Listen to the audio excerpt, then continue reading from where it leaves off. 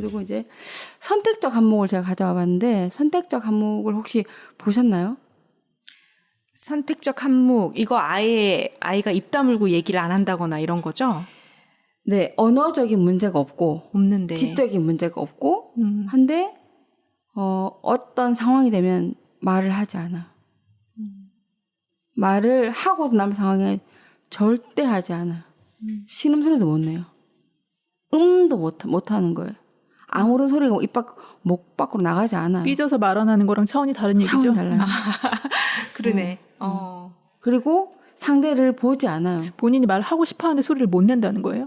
말하고 싶어 하지 않아요. 말을 하고 싶지 않아서 아무 소리도 내지 않는다는 거예요? 일종의 이제 대인기피도 있죠. 사람을 보지 않기도 하고 눈 못 마주치고 이렇게 제가 했던 애가 기억이 나는데 하나는 약간 영재급이었고 하나는 그냥 일반적인 아이인데 걔는 엄마가 이제 선택적 한몫이 한 6, 7년 있었어요.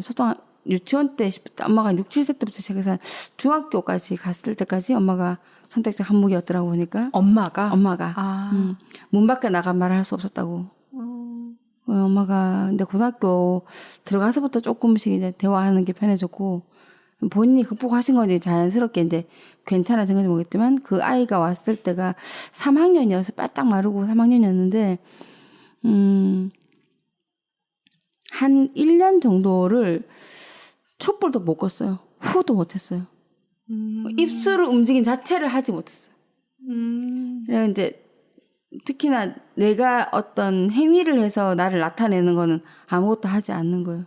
예를 들어서 뭐 가위질 정도는 할 수 있지만 찰흙을 주면 이걸로 그냥 이렇게 가만히 있어요. 그냥 뭘 만들지 못하는 나로부터 시작해서 생산물이 나타나지 못하는 거예요. 말을 안 하는 게 문제가 아니라 아이의 그냥 나를 드러내지 않는 거예요. 나를 드러내지 않는 엄마가 선택적 한몫이 있었고 아이도 지금 선택적 한몫이라는 말씀이신 거예요? 네. 그래서 이거 같은 경우는 유전이었지 않았나 싶고 그리고 그 아이한테 이제 연필을 주고 그때 이제 테스트를 할 때 아무런 인지 검사가 안 되니까 근데 내가 느낌으로 지능적으로는 괜찮다고 이제 받아들여졌고 그냥 그림 검사를 하려고 했는데 상담 시간이 45분이었는데 제가 거의 한 40분 넘게 기다렸어요. 이렇게 해서 있는데 여기가 나중에는 이제 물이 막 종이가 물이 흥건하더라고. 땀을 흘려가지고 연필을 쥐고. 그래서 이제 보냈죠.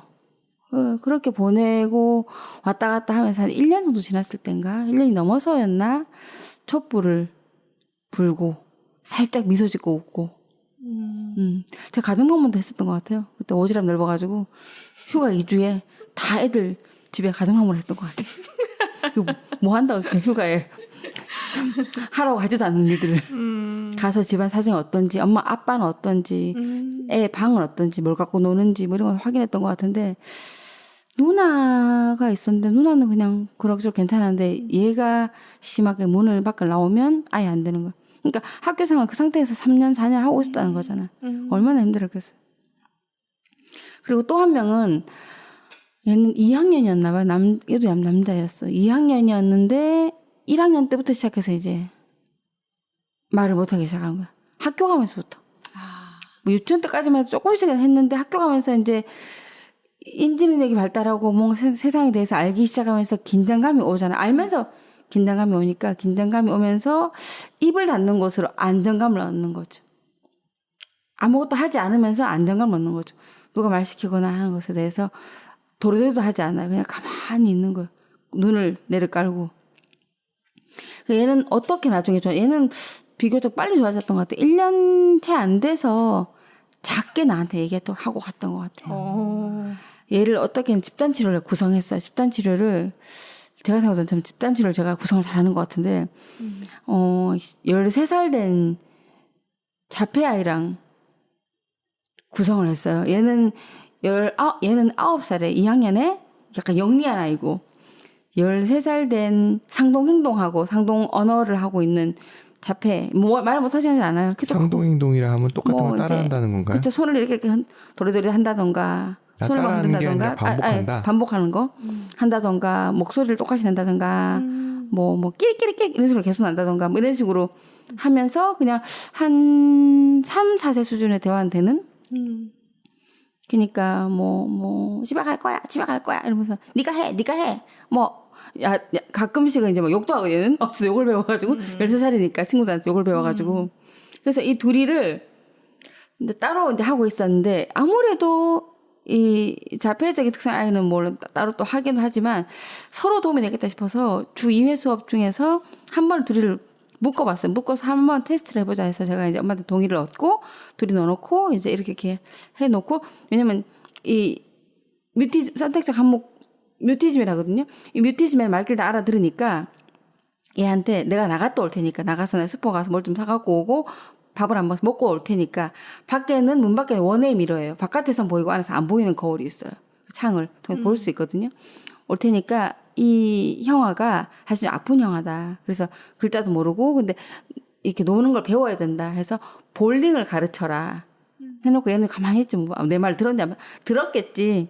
볼링 가르쳐라 했는데 어쨌든 나가서 이제 보고 있으니 처음에 첫 타임 때는 그냥 살짝 교류가 오고 갔어요. 그래서 엄마들한테 얘기해서 지속해보자 했을 때 이제 해서 2타임째 3번째 정도 됐을 때 얘가 이제 형한테 화를 내기 시작하는 거야. 왜냐면 순서도 모르고 세우라고 해. 볼링핀을 세워야 될 차인데 자꾸 볼링을 던진다던가. 어쨌든 방법을 알려준 거네요. 알려주고 방법 보니까 말을 하지 않아.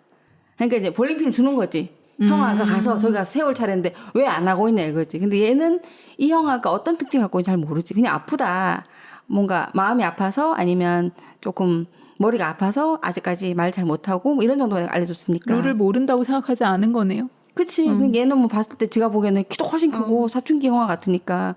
근데 내가 자기가 하고 형아를 줬는데 반응하지 않아.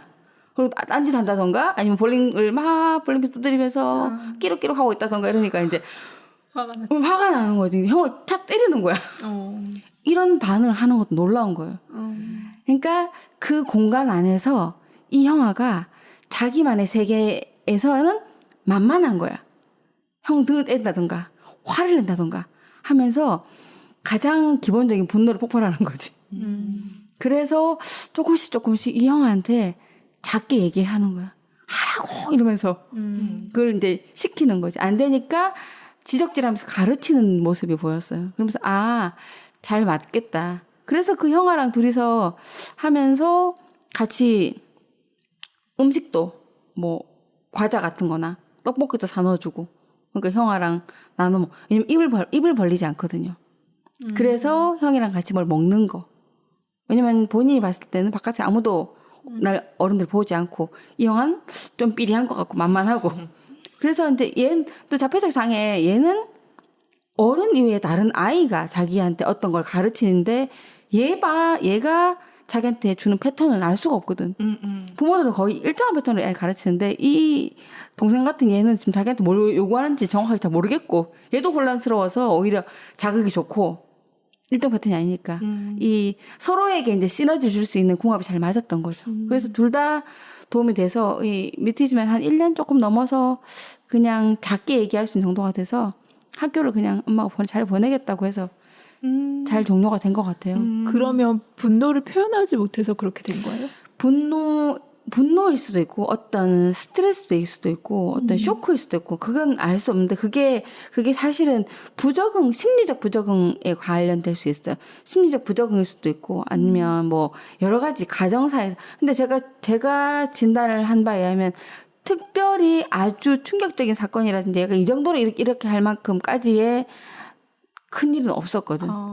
그런 게 없음에도 불구하고 우리가 봤을 때 일반적인 정도의 유치원에서 초등 갔는 정도에 그렇고 아니면 반이 뭐 인원이 유치원에서 뭐 한 10명에서 초등학교 한 30명 갔을 때 이 정도의 스트레스를 극복하지 못해서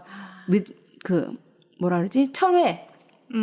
위축이라죠. 위축과 사회적 철회를 해버리는 거잖아요. 이러면 얘는 심리적 부적응으로 인한 나의 표면적 그 행동 양상을 뮤티즘으로 드러내는 거죠. 네. 그게 나타날 수 있는 게 여러 가지가 있을 텐데 그쵸? 그 중에 아까처럼 뭐 폭식이나 거식할 수도 있고 근데 이제 이렇게 드러나는 거죠. 그럼 첫 번째 예 들어주셨던 아이 있었잖아요. 뮤티즘에 대해서. 네, 네. 그 아이도 비슷한 원인인 그 거예요? 아이는 제가 봤을 때는 엄마 의한 유전적인 게 훨씬 큰 것 같고 아, 살에 따라 정말 다르겠어요. 예, 예. 훨씬 큰 것 같고 얘는 머리가 좋고 예민한 아이인데 사소한 것들을 이제 받아들이면서 과민하게 받아들이는 거죠. 그래서 사실 치료는 다르게 가는 유전적인 아이는 이런 식으로 치료를 제가 그때 잘 몰라서 그때 제가 치료 한 4년 차였기 때문에 계속 책에 나온 대로 한 1년을 그렇게 해봤는데 안 먹히는 거예요. 그래서 내가 그때부터 나도 이 아이가 만만해졌고 얘가 나도 만만해졌고 1년 반쯤 뒤부터는 훈련을 하기 시작했어. 그냥 촛불 끄기 훈련, 그다음에 색종이 불기 훈련 이런 식으로. 그래서 얘도 언제쯤부터는 글자를 썼어요. 조금씩 나한테 종에다가 내가 쓰면 자기도 쓰고 필담. 예. 그게 일단은 내가 위축돼서 처리하는 거 말고 다른 방법으로 어쨌든 교류를 하는 걸 어떤 식으로든 시도하는, 그러니까 촛불을 불고 색종이를 부는 건 단독으로 하는 거지만 글자를 주고받고 하는 거는 그래도 교류를 하는 형태이기 때문에 아니면 미술치료적 그 관점에서 예를 들어 내가 뭐 요만큼 그리면 말든 알아들으니까 너랑 나랑 각각의 색연필을 가지고 서로 묻지 않고 뭘 그리는지, 어차피 안 물을 거지만 뭘 그리는지 알려주지 않고 각자의 선 끝을 이어서 우리가 둘이 같이 작품을 완성해보자. 내가 이제 이렇게 하면 내 그 끝선에서 그 아이가 시작하는 거죠. 그래서 이 아이의 의도와 나의 의도가 완전 다르면 나중에 화를 낼 수도 있잖아요. 자기는 바다 그리려고 했는데 내가 자꾸 물고기 그린다든가 엉뚱하게 갈 수 있고, 내가 뭐 일부러 그렇게 좀 했지. 그러니까 자꾸 자기는 그 뭐 어떤 모양 가려고 한다, 자꾸는 딴 길로 가니까. 뭐 그렇게 이제 의도할 수도 있고, 얘는 조금은 상담 플러스 교육적으로 이렇게 훈련적으로 갔던 경우고. 화를 내요 그러면? 나중에 약간 화를 내죠. 이거 막 찍어 눌러가지고 이제 그때쯤 이미 1년 반쯤 됐으니까 입을 나한테 열진 않되 다른 방법으로 화를 내요. 표현하게끔 감정을 표현하게끔. 근데 그 아이의 경우 이렇게 심리적으로 예민하다 같은 거는 유전인 게 좀 이해가 되는데 그 뮤티즘 자체가 유전인가요? 아니면 엄마 행동을 보고 학습된 건 아닐까요? 학습은 아닌 것 같아요. 뮤티즘을 학습할 수는 없어요. 사실 되게 학습하기는 쉽지 않아요. 저거는. 그거는 그렇게 컨트롤 할 수 없어요. 무거운 수행을 그렇게 아이가 할 수는 없어요. 근데 상당히 인간의 많은 부분들이 유전이 돼요. 우리가 반찬 먹는 거 잘 보면 부모 중에 한 명이 다 닮아 있거든요. 수면 습관도 그렇고. 행동 양식이 유전될 수 있다는 거죠. 이것도 그럼요. 어떻게 보면 맞죠. 그 반응 행동이 유전된 거라는 거죠. 보고 배운 게 아닌가요? 보고 배운 거랑 조금 다르게 학습이랑 달라요. 유전자에 약간 기록되는 것도 있는 것 같아요. 부모의 패턴이. 저도 유전이라고 봐요. 그런 부분들도 패턴도. 사회성이 좋은 부모로 하잖아요. 아이가 사회성 좋은 확률이 거의 90% 넘어요.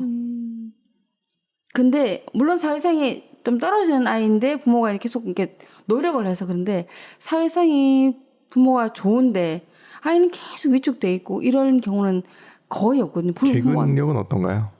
개그? 글쎄요. 그것도 뭐 사회성 중에 하나일 것 같은데 아까 그 두 번째 얘기했던 그 아이 같은 경우 아빠가 되게 조용하세요. 예민하고. 엄마는 그냥 보통인 것 같고. 그래서 그 사람인데 기질적으로 어떤 요인을 받아오지 않을 수 없을 것 같고 거기에서 싹이 나냐 발현되냐 안 되냐. 어떻게 보면 부모가 둘 다 사회성이 좋은데 아이가 이상하게 안 좋은 경우 그게 열성 유전자의 발현일 뭐 그럴 수 수도 있으니까 있고 이제 우리가 그게 오히려 유전 같은 느낌이네요. 그럴 수도 있을 거예요 아마. 통상적으로 아니, 그냥 그거 비슷하면 사실 부모가 그렇게 행동하니까 얘가 그 환경에서 자라면서 보고 배웠다라고 이해할 수 있는데 그렇지 혼자만 안 그렇다 그러면 그것도 어떻게 보면 유전일 조부모일 수도 있죠.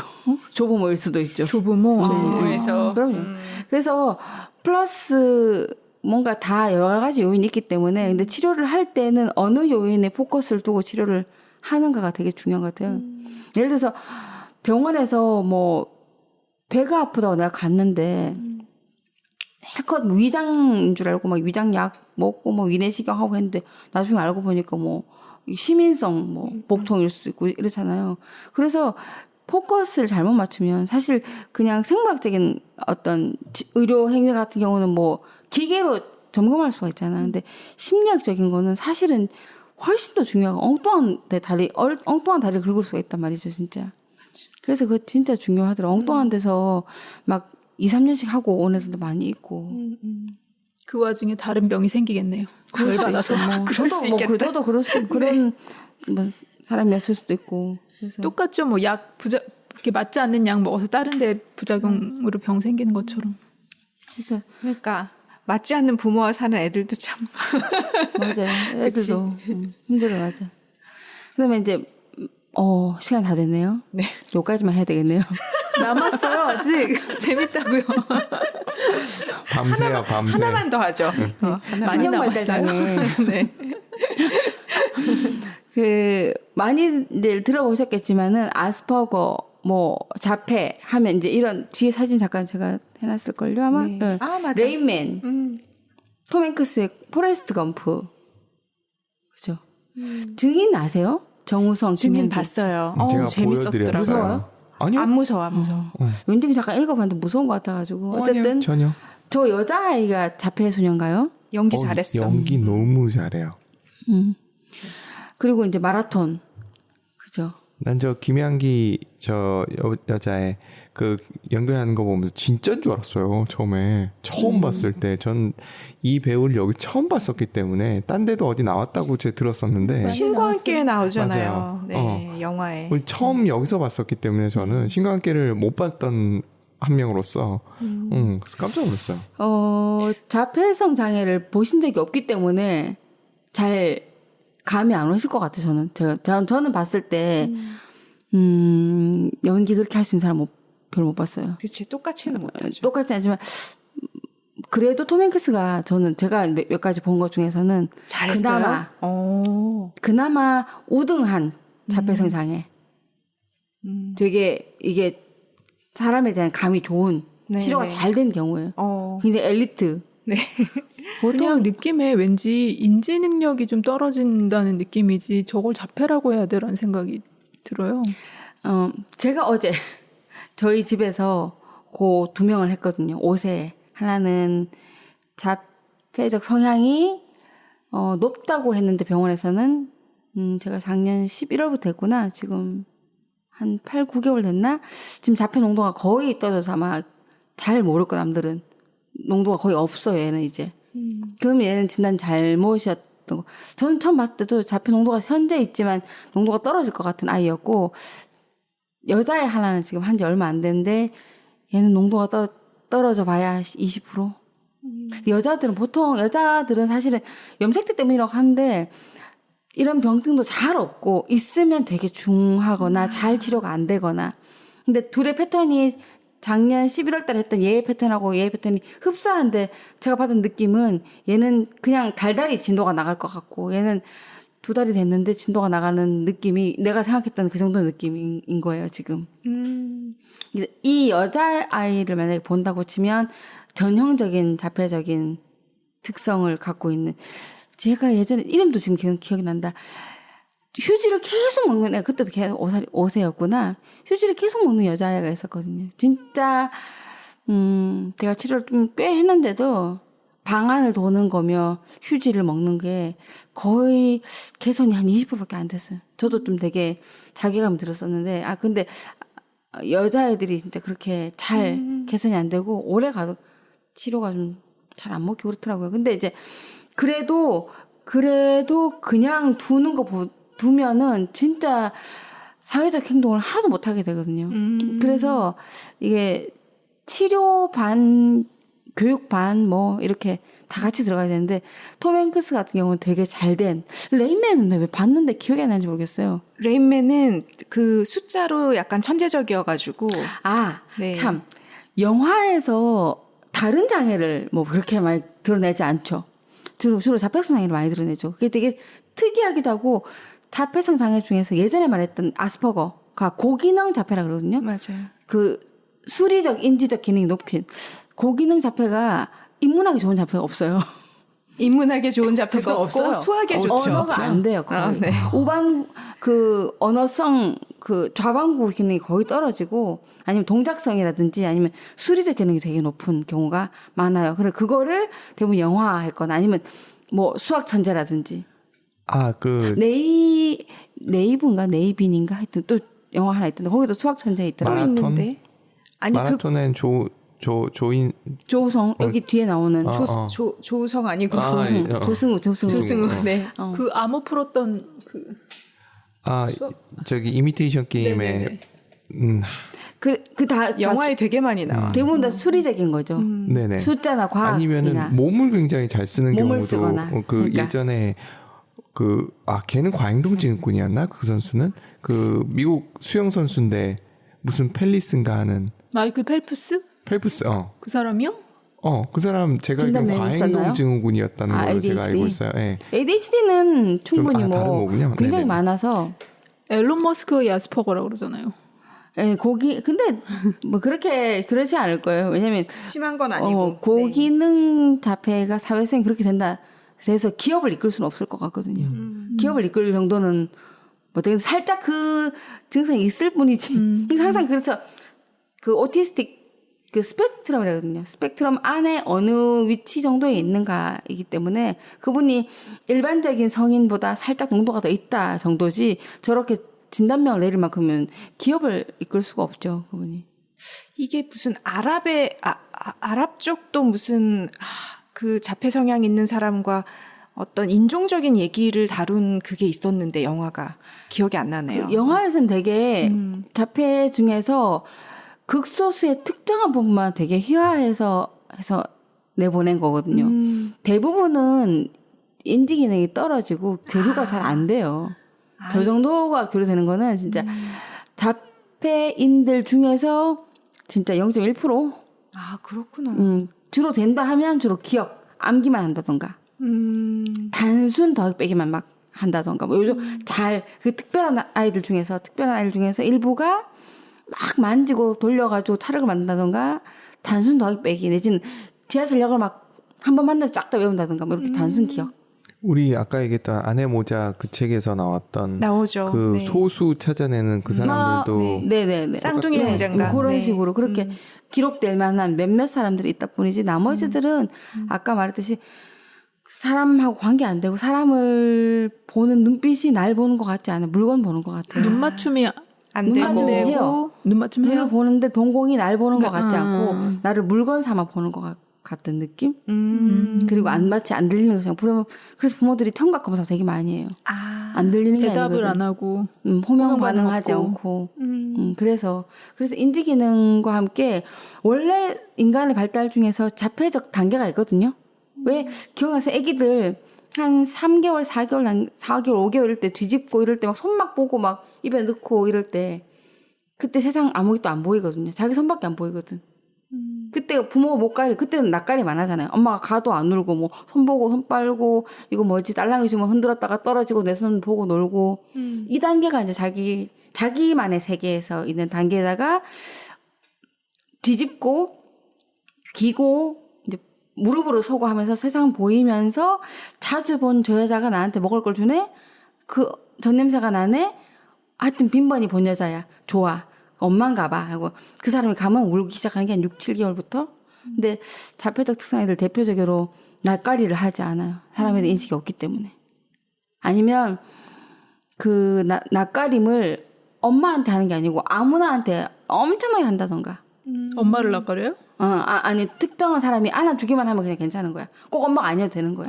야. 그냥 낯선 뭔가 오면 계속 울고 안아주는 게 엄마가 아니어도 돼. 그럼 낯가리가 아니거든, 그 사실은. 불안 반응인 거지. 그래서 그게 인지 기능하고 연결이 안 될 수가 없어요. 지능하고 관계가 있느냐는 그럼요. 예. 그래서 많은 부모님들은 자폐 아니죠 하는데 그거랑 전체적 발달 지체랑 사실은 뭐 뗄래야 뗄 수 없는 그리고 인지 기능 뭐 인지는 괜찮은 거죠 하는데 인지 기능하고 뗄래야 뗄 수가 없는 다 그냥 연관되어 있어요. 우리가 영화에서 잘못 알았네. 잘못 알고 있는 네. 거예요. 그래서 잘못한 부분 되게 많아요. 네, 자폐면 똘똘한 줄 알았어요. 그러니까 못 보셔서 진짜 그러니까요. 보시면 아마 어떤 느낌인지. 그리고 이제 우리가 흔히 말하는 ADHD 요즘에 뭐 한 반에 몇 명이라 하는데 저 ADHD 진단도 조금 바뀌어야 되지 않나. 지금 과잉 활동하는 애들이 많아졌거든요. 저 진단 범주도 좀 더 늘려줘야 되지 않나. 다 같이 과잉 활동하고 있는 애들이. 그리고 맞네요. 다 같이 그러는 이유가 있을 거 아니에요. 더 애들을 쪼아놓고 묶어놓으니까. 양육 방식? 아니 더 쪼아놓고 묶어놓고 아, 더 못 움직이게 하니까 더 많이 움직이는 거야 애들이. 아, 예전 같으면은 들밭을 뛰어놀던 산으로 애들이. 놀러 갔다 와서 집에 와서 지쳐가지고 얌전하게 앉아있지. 그러니까 학교 갔다 오면 집에서 난리를 치는 거예요. 그러니까 좁은데 그러니까 묶여 있을 때 학원 몸부림치는 가서 그런 앉아있지. 느낌이군요. 그렇죠. 육체적인 활동이 줄어들어서. 그 나이 대비 신체 에너지를 이만큼 소모해줘야 되는데 나이 대비 신체 에너지 활동을 지금 10분의 1도 안 쓰는 것 같아요. 저는. 그리고 엄마들이 나갔다 올 때 20분만 놀고 와. 차 올 때까지 15분만 놀고 와. 12시간 놀아도 모자라는데. 감질나죠. 예. 그거가 근데 그 동물들이 공격성이 생겨서 왜 닭들도 좁은 닭장에 모아두면 그 못 움직이는 공격성 때문에 서로 쪼으면서 맞아요. 막 상처 내니까 부리를 자르잖아요. 서로 맞아요, 쪼우지 맞아요. 말라고. 사람도 마찬가지. 모든 에너지를 쓰지 않으면 이 에너지가 정신으로 가서 폭발하거든요. 그러니까 그 공격적인 게임도 하고 남이 하는 프로레슬링 이런 것도 보고 프로 복싱도 보고 다른 애들한테 해를 가하면서도 쾌감을 느끼기도 하고 그 인간의 신체 에너지와 정신 에너지는 연결돼 있다 보거든요. 그게 경기를 보는 걸로도 해소가 되는 거예요. 다 큰 성인들은 그렇게 해소를 하죠.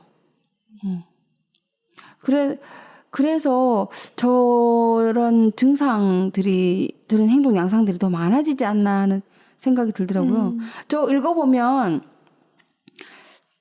근처에 있는 애들 되게 많아요. 주의력 결핍 과잉 행동 증상을 3가지 나타나는데 주의력 결핍 우세형, 과잉 행동 우세형, 혼재형 3가지가 있거든요, 보통. 저 3가지를 이제 첫 번째로 이제 주의력 결핍형 보면은 부주의로 실수 잘하고 집중 오래 못하고 다른 사람 말 경청하지 못하고 끝까지 못 듣고 과제를 끝까지 못하고 체계적으로 계획을 세워 하는 것이 어렵고 이거 다 우리랑 관련돼 있죠. 공부 숙제 등 싫어하고 우리 다 필요한 병원 물건 가야 돼요? 자주 잃어버리고 그렇죠. 뭐 리모컨 냉장고 넣어놓고 그러잖아요. 외부 자극에 의해서 쉽게 아버지. 흐트러지고 그렇죠.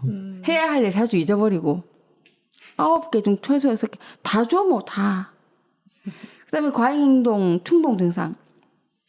가만히 못 앉아 있고 자리 뜨고 지나치게 뛰거나 기어오르고 활동에 조용히 참여하지 못하고 그다음에 목적 없이 끊임없이 활동하고 있고 지나치게 말이 많고 질문 끝나기 전에 대답하고 차례 못 기다리고 다른 사람 활동을 방해하고 이게 2개 섞여 있으면 이제 우리가 말하는 이제 정말 분잡스럽다는 거고 부주의형 우세형들만 가만히 보면 걔네들은 몸이 번잡지는 않아요.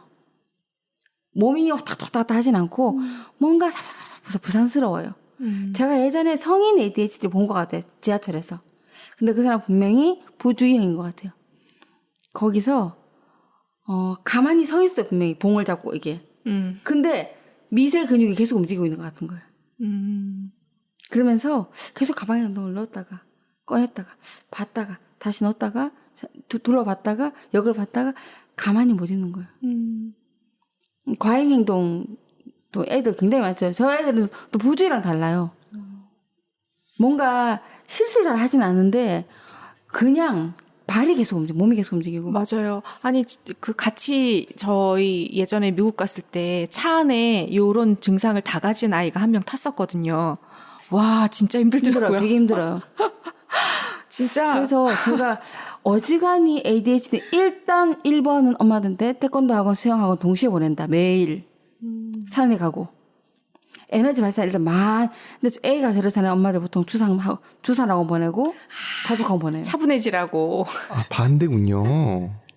못하면 안 하는 걸로 마음 먹어야 돼. 못하는데 내가 평발이야. 육상시키면 좋겠어요. 싫잖아. 왜 박지성 축구 평발이에요. 그거는 하고 특별한 싶잖아. 사람. 본인이 하고 싶은 하고 싶을 경우. 네. 내가 엇박자에 안 되는데 계속 드럼학원을 보내. 싫잖아요. 마찬가지거든요. 내가 못 앉아 있는데 자꾸 앉는 학원을 보내면 너무 괴롭거든. 그래서 일단 ADHD 느낌이 있다. 자꾸 그렇게 얘기한다 하면 성인이고 애고 간에 나가서 지칠 때까지 계속 돌아다니는 게 가장 우선 약도 약이지만 그게 가장 에너지를 뺏는 게 우선인 것 같아요. 나머지들은 뭐 상담받고 하시면 되겠지만 성인 걸 제가 보고 마칠게요. 우리 해당되나 봅시다. 네. 12개 이상이면 잘 보세요. 12개 이상이면 성인 ADHD를 의심한다. 일을 순서대로 진행하기 어렵다. 새로운 일을 시작하고 준비하기까지 많은 시간이 걸린다. 아유. 동시에 여러 가지 일을 시작하지만 끝마치기가 어렵다. 책을 읽거나 대화하는 도중 쉽게 주의가 분산된다. 저 심한데 나. 어떤 일에 과도하게 집중한다. 저게 ADHD가 모두 집중 못하는 게 아니에요. 집중하는 거 심하게 하거든요. 정밀한 일에 주의를 기울이지 못한다. 조심성이 없어서 실수를 많이 한다. 다른 사람 말을 귀 기울여 듣지 않는다. 지속적인 정신력을 요하는 작업을 피하거나 싫어한다. 내가 어젯밤에 이거 만들면서 제가 진짜 힘들었어요. 상황을 고려하지 않고 머리에 떠오른 생각을 즉각적으로 말한다. 지루함을 견디지 못한다. 불필요하게 끝없이 걱정한다. 위험을 고려하지 않고 행동한다. 질문이 끝나기도 전에 불쑥 대답한다. 차례를 기다릴 때 초조하고 답답하다. 술, 담배, 게임, 쇼핑, 일, 음식 등에 깊이 빠져든다. 가만히 있지 못하고 손발을 움직이거나 몸을 뒤흔든다. 말을 지나치게 많이 한다. 가끔 창조적이고 직관적이며 지적으로 우수해 보인다. 가족 중 우울증, 조증, 약물남용, 충동조절 장애가 있는 사람이 있다. 돈을 충동적으로 쓴다. 과속, 음주 운전을 자주 한다. 몇 개이신가요? 나가서 운동해야 될 분들이 많네. 저 한 5개 되는 것 같아요. 그 스펙트럼 안에서 뭐 어느 정도를 B라고 맞아요. 해야 될지는 모르겠지만 그게 좀 맞는 것 같은데 싶은 거 한 5개 5개면 되는 것 같아요. 훌륭한데요. 훌륭한 거예요. 12개 넘으시는 분 있어요? 양심껏 손 들어보세요. 다행히 12개는 안 되네요. 11개인가요? 아니, 그렇진 않아요. 7개? 8개? 키피디님 그 사이에야. 6개? 네, 어제 보면 저는 저걸 하면서 밤에 저 다 해당되는구나 진짜. 에이, 왜 앞부분에 이러세요? 1, 2, 3, 4, 5, 6 가는데 위에 몇 개부터라고 위에 12개 다시 보게 되더라고요. 그렇죠. 저게 왠지 일에 따라 다르기도 하고 동시에 시작하는 일에 따라 다르기도 하고 뭐 하기 싫은 일 하면 당연히 집중 안 될 거고 그치, 이렇게 그치. 하지만 대체로 나의 전반적인 일에 대한 태도를 봤을 때 꽤 많을 것 같아요. 지금 과도한 정보와 과도한 스트레스와 우리도 몸이 묶여 있잖아요 지금. 그래서 점점 몸이 이렇게 정신이 날아다니잖아요. 특히나 명상 해보셨나요? 명상을 하면 정말 앉아서 난리가 나요. 우주가 돌아가는 것 같아 머릿속에. 목성 토성을 갔다 오는 것 같은 그건 느낌이고. 명상이 아니지 않습니까? 평상시에도 그 명상 이제 하시는 눈을 감고 앉아서 천리를 달린다. 예. 명상이 안 되는 거죠. 근데 그럼에도 불구하고 명상을 하라는 거예요. 앉아서 그 자리에 떠 있으라는 거지. 앞으로 가지도 말고 뒤로 가지도 말고 과거로 가지도 말고 미래로 가지도 말고 그게 제일 힘든 것 같아요. 늘 바삐 움직이는 거.